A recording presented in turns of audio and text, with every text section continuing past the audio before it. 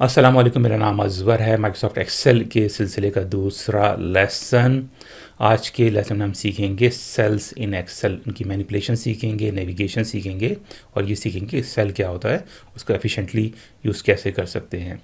Microsoft Excel हम सीख रहे हैं with intention to find jobs in the field of data analytics, और ये एक बड़े प्रोजेक्ट का हिस्सा है, बिगर प्रोजेक्ट का हिस्सा है, जिसके सिलसिले में पाइथन के ऑलरेडी कुछ कोर्सेज़ मेरे चैनल पे दस्तियाब हैं और बाकायदा क्लासरूम की तरह से मैं इसको रन करना चाह रहा हूँ। पहले बैच में तकरीबन 200 या 250 के करीब लोग ऑलरेडी एनरोल हो चुके हैं और at the end of the course both Python course और एक्सेल कोर्स, वो लोग जिस कोर्स को कंप्लीट करेंगे उनको एक सर्टिफिकेट दिया जाएगा।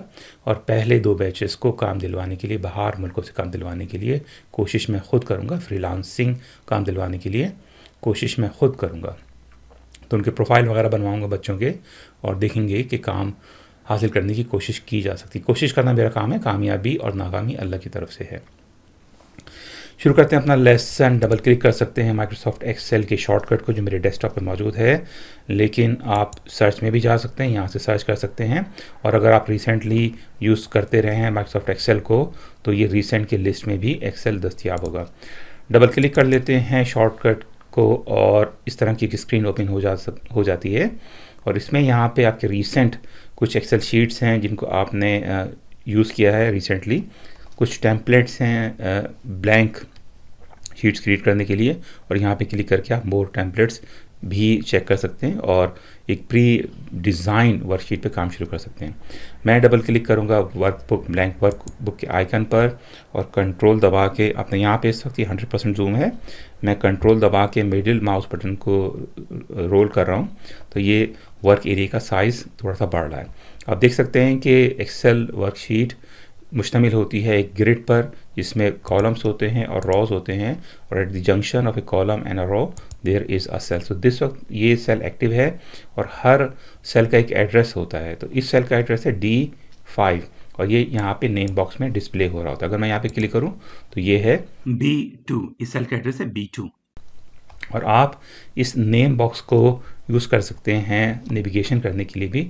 मैं सपोज़ करें कॉलम और रॉ डालता हूँ, इसमें कॉलम A और रॉ 100, तो मैं इस सेल पे जाना चाहता हूँ और मैं इसको एंटर कर देता हूँ। तो आप देखेंगे कि मेरा कर्सर, मेरा एक्टिव सेल इस वक्त है A100। इसको वापस ऊपर आने के लिए कंट्रोल और होम दबा सकते हैं। मेरे कीबोर्ड पे एक न्यूमेरिक कीपैड है, कंट्रोल दबा के और मैं होम का बटन दबा रहा हूँ, तो ये मैं पहली रो और पहले कॉलम पे यानी A1 पर आ गया हूँ। इसके एंड पे जाना है आपको, वर्कशीट के एंड पे जाना है, कंट्रोल और डाउन एरो, और आप ये देखें कि लास्ट रो है और ये 1 मिलियन से ज़्यादा रोज़ होती हैं। और मैं कंट्रोल दबा के अगर मैं राइट एरो की दबाऊँ तो ये लास्ट हमारा कॉलम भी आ गया, ठीक है। तो इसमें तकरीबन 16,4800 कुछ कॉलम्स होते हैं और ये 1 मिलियन से ज़्यादा रोज़ होती हैं, और आप तकरीबन इतनी ही इसमें शीट्स ऐड कर सकते हैं, ठीक है। तो एक फ़ाइल में आप कई सारी शीट्स ऐड कर सकते हैं।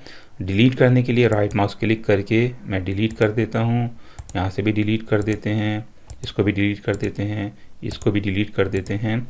और इसको रीनेम करने के लिए राइट माउस क्लिक करके आप रीनेम भी कर सकते हैं, या फिर सिंपली डबल क्लिक करके भी इसको मैं नाम दे देता हूँ लेसन 2 का। अब वापस हमें ऊपर जाना है वर्कशीट पे, कंट्रोल दबा के मैं होम दबा देता हूँ। I am at the beginning of the Excel sheet. Save कर लेते हैं काम को अपने, फाइल करके आप सेव या सेव एज भी कर सकते हैं। इस बटन को भी यहाँ से दबा सकते हैं सेव करने के लिए। और एक शॉर्टकट और भी है जो कि ज़्यादा पॉपुलर है, वो है कंट्रोल S। मैं आप देख रहे हैं कि यहाँ पे वन ड्राइव पर है इस वक्त, ये मैं वन ड्राइव पे सेव नहीं करना चाहता जो कि क्लाउड पर है। मैं इसको ब्राउज़ कर लेता हूँ और मैं डेस्कटॉप पे डाल देता हूँ और इसको मैं नाम दे देता हूँ लेसन 2 का। अच्छा, अब सेल में डेटा कैसे एंटर करते हैं, तो मैं इसमें डाल देता हूँ फॉर एग्जांपल अज़वर। तो ये सिंपली हमारा डेटा यहाँ पे टेक्स्ट की सूरत में, एक सेल में आप टेक्स्ट भी सेव कर सकते हैं, आप फॉर्मूलेज भी सेव कर सकते हैं और फंक्शंस भी सेव कर सकते हैं। इसके अलावा भी कुछ और इसी टर्मिनोलॉजी जो कि डिस्कस करेंगे बाद में। तो जो भी आप टाइप कर रहे हैं सेल में, वो यहाँ पे आपको फॉर्मूला बार में नज़र आएगा। मैं यूज़ कर रहा हूँ इस वक्त सेल E4, ये एड्रेस है इस सेल का। और अगर मैं इसको एडिट करना चाहूँ तो मैं सिंपली कर्सर को अपना लेके जाऊंगा वापस। ये माउस की आप शेप देख रहे हैं, ये है सिलेक्शन टूल, ठीक है। तो ये क्लिक करके, लेफ्ट माउस क्लिक करके आप सेलेक्ट कर सकते हैं एक सेल को और एक रेंज ऑफ सेल्स को। और अगर आपको एक सेल एडिट करना है तो इसी को यूज़ करते हुए एक सिंगल सेल को आप सेलेक्ट कर लें और उसके बाद इसमें आप कुछ भी कर सकते हैं। तो जो प्रीवियस आपने लिखा हुआ है वो गायब हो जाएगा और नया टेक्स्ट आ जाएगा। इसको आपने यहाँ पे जाके डिलीट करने की ज़रूरत नहीं है। अगर मैं इसको लिखना चाहूँ, फॉर एग्ज़ाम्पल मैं यहाँ पे इसको डिलीट कर देते हैं और मैं यहाँ पे लिखता हूँ प्रॉफिट। मैं लिखना चाह रहा हूँ प्रॉफिट एंड लॉस स्टेटमेंट, और अगर मैं इसको एंटर कर दूँ तो कर्सर मेरा नीचे चला जाएगा, और अगर मैं टैब दबाऊँ तो कर्सर मेरा राइट साइड पे मूव हो रहा है, आप देख रहे हैं, ठीक है। अच्छा, अब अगर मैं यहाँ पे मैंने गलती से एंटर प्रेस कर दिया फॉर एग्ज़ाम्पल, और मैं इसको एडिट करना चाह रहा हूँ। एडिट करने से मुराद ये है कि बजाय कि ये टेक्स्ट रिमूव हो, मैं इसके साथ में ऐड करना चाहता हूँ, ठीक है। तो अगर मैं इसमें दोबारा कुछ लिखना शुरू करूँ तो ये डिलीट हो जाएगा। तो ये मेरा पहला टेक्स्ट मौजूद था और मैं इसमें बजाय इसको डिलीट करने के मैं चाहता हूँ कि यहाँ eight the end of the cursor profit के बाद मैं कुछ और लिखना शुरू कर दूँ। तो मैं F2 की दबाऊंगा और कर्सर मेरा at the end of this text आ गया है और मैं लिखता हूँ प्रॉफिट एंड लॉस स्टेटमेंट, ठीक है। अक्सर औक़ात ये होता है कि आपका काफ़ी सारा टेक्स्ट मौजूद है and you don't want to remove it, तो आपको F2 दबा के एडिट मोड में जाना पड़ेगा। Cursor end of the text आ जाएगा और उसके बाद आप यहाँ से कंटिन्यू कर सकते हैं। आपने नोट किया कि मैंने यहाँ पे टाइप करना शुरू किया तो जो भी कुछ था वो गायब हो गया था। अच्छा, अब लग ऐसा रहा है कि ये सारा का सारा टेक्स्ट ये 3 सेल्स में मौजूद है, ठीक है। एक सेल ये है, एक सेल ये है और एक सेल ये है।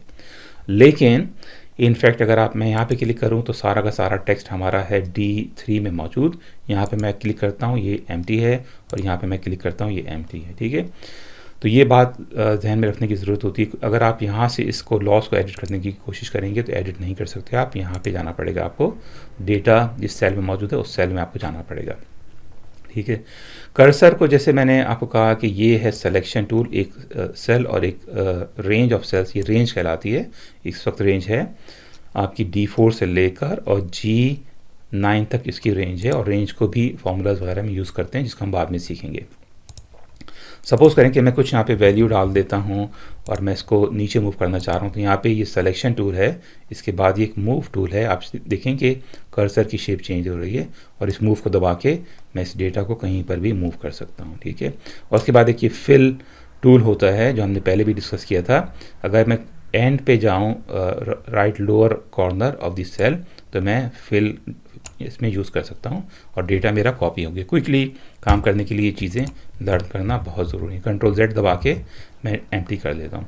मैं यहाँ पे लिख देता हूँ डेट और इसके बाद मैं लिखता हूँ 01, 02 और 2024।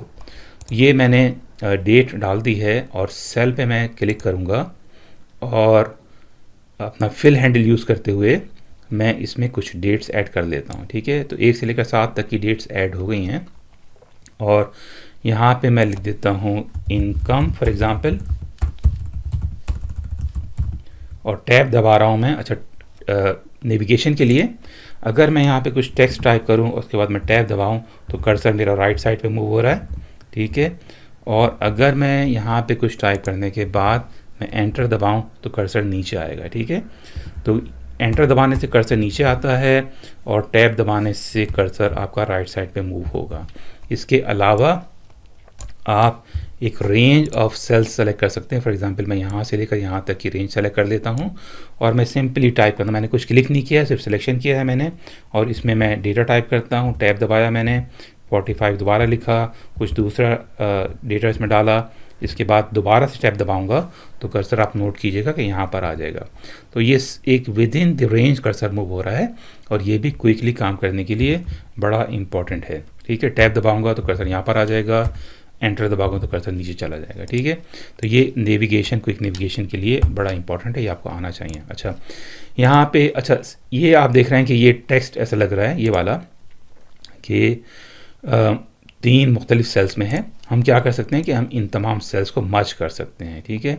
मैंने सारे सेल्स सेलेक्ट किए with the help of selection tool और उसके बाद यहाँ पे एक होम टैब पर ये छोटा सा आइकन दिया हुआ है, इसको मर्ज इन सेंटर कहते हैं, और मैं क्लिक करूंगा इसको तो ये सेल हमारा 3 सेल हमारे मर्ज हो गए without me having to change the size of the rows और कॉलम्स। सेलेक्ट कर लेते हैं इसको और इसका सेल स्टाइल भी चेंज कर सकते हैं। ये मुझे ज़्यादा खूबसूरत लग रहा है, फॉर एग्जांपल ये भी बहुत अच्छा लग रहा है। और यहाँ पे मैं लिखूँगा एक्सपेंसेस। तो हम एक छोटी सी एक्सेल शीट बना रहे हैं, स्प्रेडशीट बना रहे हैं, जिसमें डेली के इनकम और एक्सपेंसेस, कोई शॉप है या घर है उसमें हम इसमें लिख रहे हैं। ये शॉप का गालिबन क्योंकि इनकम भी इसमें शामिल है। और इसके बाद मैं प्रॉफिट / लॉस लिख देता हूँ और कर्सर को यहाँ पे लाके डबल क्लिक कर देंगे तो ये सेल का साइज़ ऑटोमेटिकली फिट हो जाएगा। यहाँ पे मैं कुछ अमाउंट लिख देता हूँ, एंटर दबाऊंगा मैं और बल्कि टैब दबाऊंगा और एक्सपेंसेस से फॉर एग्जांपल 1 फरवरी को हमारे एक्सपेंसेस थे $50 के। अच्छा, यहाँ पे मैं चाहता हूँ कि ये सेल प्रॉफिट इनकम और एक्सपेंसेस के ऑटोमेटिकली कैलकुलेट करें कि टोटल प्रॉफिट या लॉस कितना हुआ है। ठीक है, तो उसके लिए एक फार्मूला लिख लेते हैं। मैंने पहले मेंशन किया था कि सेल में आप टेक्स्ट भी लिख सकते हैं, नंबर भी डाल सकते हैं और फार्मूला भी लिख सकते हैं। तो फार्मूला मैं इज इक्वल टू का साइन और उसके बाद मैं सिंपली यहाँ पे क्लिक कर सकता हूँ या सेल का एड्रेस टाइप कर सकता हूँ। ठीक है, तो मैं सिंपली क्लिक कर लेता हूँ, उसके बाद माइनस का साइन और उसके बाद ये वाला सेल और उसके बाद मैं एंटर कर देता हूँ उसको। तो ये आप देखिए कि प्रॉफिट एंड लॉस जो टोटल था हमारा आज का प्रॉफिट यानी $500 हमारी इनकम थी, एक्सपेंसेस $50 थे, तो टोटल प्रॉफिट एंड लॉस हमारा टोटल प्रॉफिट था हमारा $450 का। यहाँ पे मैं लिख देता हूँ 300, उसके बाद एक्सपेंसेस मैं लिख देता हूँ 20। उसके बाद मैं चाहता हूँ कि ये बजाय फार्मूला दोबारा टाइप करने के ये ऑटोमेटिकली फार्मूला कॉपी हो जाए। तो मैं सेलेक्ट करूँगा इस सेल को हमारे जिसमें फार्मूला मौजूद है। नोट करें यहाँ पे ये टेक्स्ट मौजूद नहीं है, D5 - E5 का फॉर्मूला मौजूद है। ठीक, अब मैं यहाँ पे फिल हैंडल पे जाता हूँ और यहाँ पे ड्रैग करके इसको फिल कर लेते हैं तो ये फॉर्मूला कॉपी हो गया। यहाँ पे मैं लिख देता हूँ फॉर एग्जांपल $800, एक्सपेंसेस थे हमारे $40 फॉर दैट डे। जैसे ही मैं टैब दबा रहा हूँ तो इसने ऑटोमेटिकली कैलकुलेट कर दिया टोटल प्रॉफिट या लॉस। ठीक है, तो एक दिन हम लगा देते हैं इसमें 400 फॉर एग्ज़ाम्पल और इसमें मैं टाइप कर देता हूँ $30। यहाँ पे भी हमारा टोटल कैलकुलेट हो गया है। 250 $10 का एक्सपेंसेस थे और यहाँ पे मैं डाल देता हूँ 700 और $50 के एक्सपेंसेस और 7th day of the week मैं डाल देता हूँ $1000 और टैब दबा के इसमें मैं एक्सपेंसेस डाल देता हूँ $40 के, तो 960 का हमारे पास प्रॉफिट था। अच्छा, अब मैं चाहता हूँ कि मैं इस तमाम डेटा को डॉलर का सिंबल असाइन कर दूँ। सपोज़ करें कि ये इस वक्त हमारे पास सिर्फ 7 रोज़ हैं, सपोज़ करें कि 1000 रोज़ थी या बहुत सारी रोज़ थी, तो यहाँ से मैं सेलेक्ट करके इसमें कंट्रोल शिफ्ट और 4 का जो नंबर है मेरे कीबोर्ड पर जिस पे डॉलर का साइन भी बना हुआ है मैं वो क्लिक कर देता हूँ तो ऑटोमेटिकली डॉलर का साइन असाइन हो गया। अच्छा, इससे पहले कि आगे जाएं थोड़ा सा इस पर और बात कर लेते हैं। ये 50 और इसके बाद ये 60 और उसके बाद मैं डाल देता हूँ 70 और इसको कॉपी कर लेते हैं और यहाँ से मैं इसको फिल हैंडल यूज़ करते हुए थोड़ा सा डेटा बढ़ा लेता हूँ। अगर मैं डॉलर का सिंबल डालना चाहूँ तो शिफ्ट कंट्रोल और 4 का की जो नंबर है जिस पर डॉलर का साइन भी बना हुआ है वो आ जाएगा। इसको मैं कंट्रोल Z दबा के अंडू कर देता हूँ और इसमें कंट्रोल शिफ्ट और नंबर 5 दबाऊँ जिस पर परसेंटेज का साइन भी बना हुआ है तो परसेंटेज का साइन आ गया।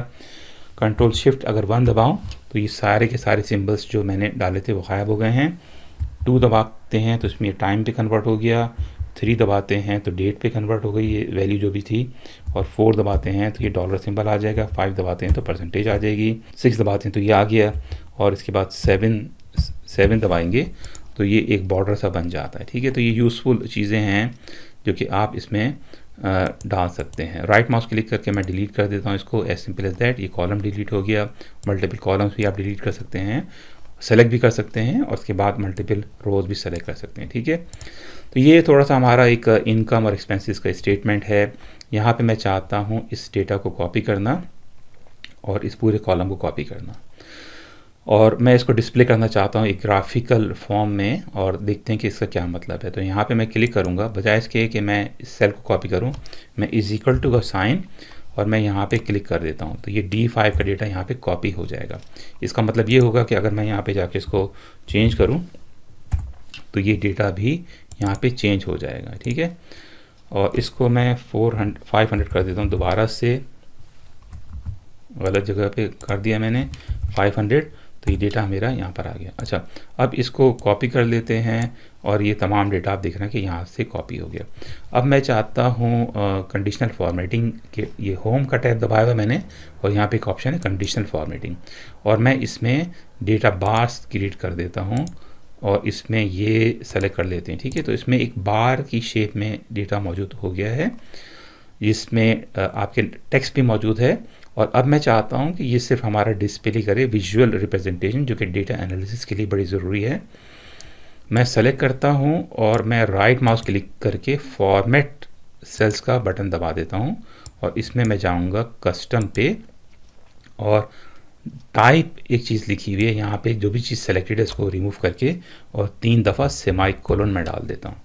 ओके करूँगा तो आप देखेंगे कि सिर्फ बार मौजूद रह गए, और ये बार इंटरेक्टिव हैं, और ये सबसे ज़्यादा विड्थ जो है बार की depends upon the highest value in this column.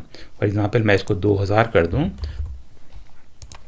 2000, तो आप देखिएगा जो कि इससे ज़्यादा बड़ी वैल्यू है, तो ये सारे के सारे बार्स जो हैं इनकी वैल्यू चेंज हो गई। सबसे ज़्यादा डिस्प्ले कर रहा है 100% ये है, और उसके बाद with reference to this value ये तमाम बार जो हैं इनका साइज़ चेंज हो गया है, ठीक।